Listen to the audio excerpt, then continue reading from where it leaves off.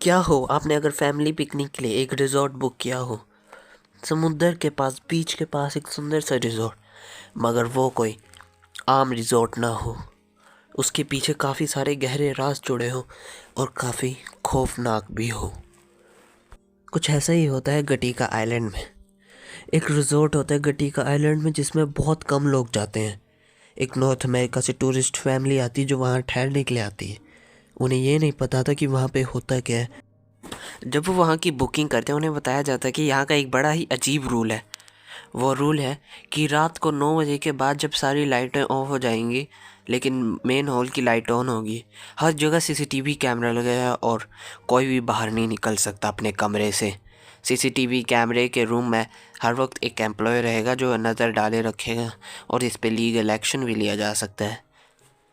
ये रूल सुन के उनको बड़ा अजीब लगा क्योंकि रिजॉर्ट में तो वो जब मन करे वो तब जा सकते हैं, इसमें उनकी मर्ज़ी होती है ना। मगर ये रूल बड़ा अजीब लगा। खैर जो भी हो वो इस रूल को मानते हैं और फिर अपने काम के लिए मतलब अपने रूम में चले जाते हैं। वो अपने दोस्त को फ़ोन करके बताते हैं और उसका दोस्त वो थोड़ी देर लेता है। फिर उसके बाद वो वापस कॉल करता है और फिर कुछ ऐसी बातें बताता है जिसे देख के उनकी थोड़ी हालत ख़राब हो जाती है। वो जब इंटरनेट में इसके बारे में जानते हैं तो उनको बड़ा ही अजीब लगता है। इसके रिव्यूज़ बड़े अजीब से होते हैं, लेकिन उनको इसके बारे में कुछ कॉन्स्पिरेसीज पता लगती है, कुछ र्यूमर्स पता लगते हैं जो कि थे दी डेड घोस्ट र्यूमर। इस र्यूमर के हिसाब से पहला र्यूमर ये था कि अगर आप उसके मेन रूम में जो 11 सीढ़ियाँ हैं उनको उल्टा चलते हुए गिनोगे और उसकी वीडियो बनाओगे तो वो 12 सीढ़ियाँ लगेंगी, जबकि आप जब नीचे जाओगे वो 11 ही रहेंगी और ये सिर्फ रात के 12 बजे के बाद ही काम करता है। र्यूमर नंबर 2 था, अगर आप उस रिज़ॉर्ट के बाहर जो पार्क है उधर से इस रिज़ॉर्ट की तरफ घूमोगे तो आपको रात के 12 बजे के बाद वहाँ पे एक सफ़ेद गाउन में एक लड़की दिखेगी।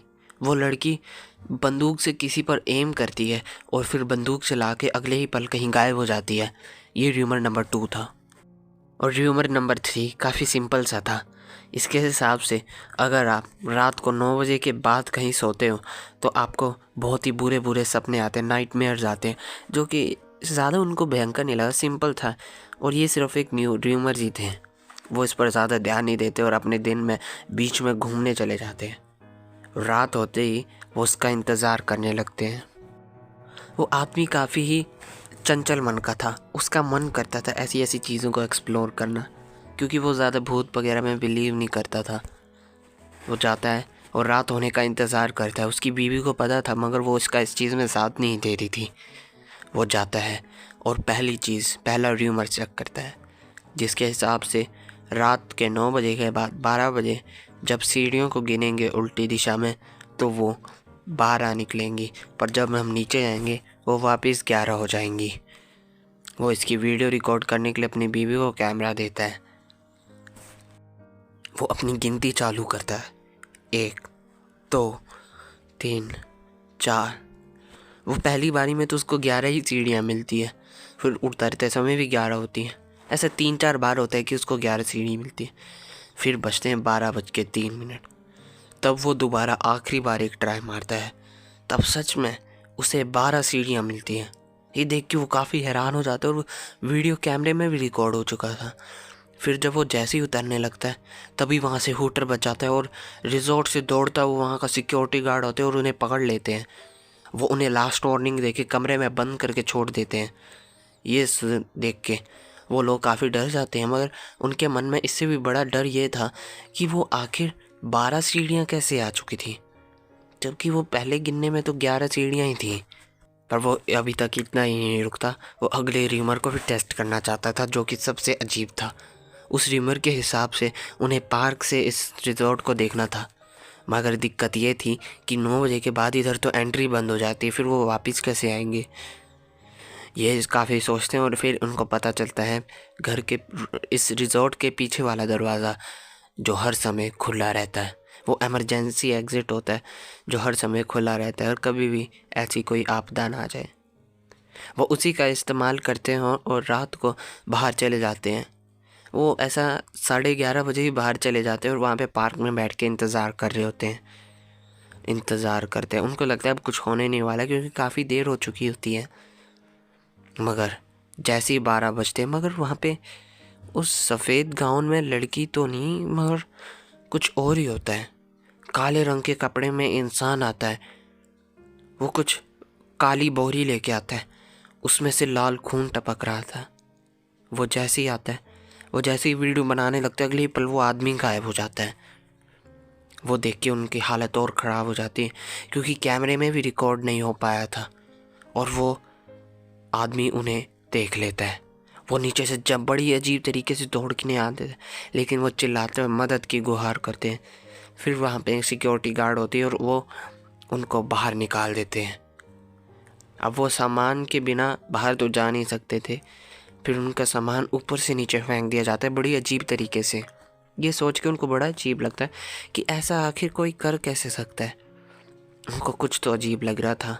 उस आदमी को बिल्कुल भरोसा नहीं हुआ कि इस रिजॉर्ट में ऐसा कुछ होता है, क्योंकि उसको भूतों पे ज़्यादा भरोसा नहीं था। उसको पहले से ही बहुत गड़बड़ लग रही थी। वो प्लान बनाते हैं, अगले दिन दोबारा अकेले आते हैं यहाँ पे कुछ चेक करने के लिए। आखिर यहाँ पे 9 बजे के बाद चल क्या रहा है। काफ़ी चालाकी से वो सीसीटीवी कैमरा से बचते हुए अंदर घुस जाता है। वो एक ऐसे कमरे में घुसता है जहाँ पे आने की अनुमति किसी को नहीं थी। वो पता नहीं कैसे पर जल्दी में आके वो उस कमरे में घुस जाता है। फिर थोड़ी देर बाद वहाँ के लोग आते हैं और अजीब से बोरी में कुछ सामान लाते हैं जो कि उसको साफ साफ नहीं दिख रहा था। फिर कुछ ऐसा देखता है जो उसे देखना नहीं चाहिए था। वो असल में जितनी भी कॉन्स्पिरेसीज थी, जितने भी भूत थे, वो सब नकली थे। असलियत तो यह थी कि यहाँ पे अंडरग्राउंड रेव पार्टी चलती है। यहाँ पे ड्रग्स, माफिया, ह्यूमन ट्रैफिकिंग सब इस रिजॉर्ट में हो रहा था। और ये कोई आम रिजॉर्ट नहीं था, ये बहुत ही बड़े बिजनेसमैन जिसका इन्फ्लुएंस बहुत ज़्यादा है उसका रिजॉर्ट था, जिसको आज तक कोई पुलिस नहीं पकड़ पा रही थी। ये देख के वो कैमरा रिकॉर्ड करने लगता है, पर कुछ ऐसा होता है जो सोचा नहीं होगा। वो लोग उसे देख लेते हैं, वो उसे बाहर निकालते और कैमरा में बस इतना ही दिखाया गया है। वो कैमरा, पुलिस को सिर्फ वो कैमरा मिलता है और उसकी बीवी के कहने पर। मगर उस दिन के बाद वो रिज़ॉर्ट पूरा खाली हो जाता है। ना उसके एम्प्लॉय यहाँ थे, ना कोई आदमी था। एक खंडर बन जाता है रातों रात। किसी को नहीं पता वो सारे गए कहाँ। और एक बहुत बड़े माफिया का खुलासा होता है। यहाँ पे बहुत बड़ी ड्रग्स की ट्रैफिकिंग हो रही होती है, जिसे पुलिस काफ़ी समय से ढूंढ रही थी। आज से लगभग इस साल को 5 साल होने को आए हैं और इसकी बीवी का कहना है कि उसका अब कुछ अता पता नहीं है। और उसकी बीवी ने दूसरी शादी भी कर ली है, क्योंकि अब उसे कोई भरोसा नहीं है। मगर आज भी ऐसा माना जाता है इस पूरी दुनिया में काफ़ी सारे रिजॉर्ट, होटल मनी लॉन्ड्रिंग के लिए चलाए रहे हैं। ये सिर्फ सर्विसिंग का एक बहाना होता है। Signing off.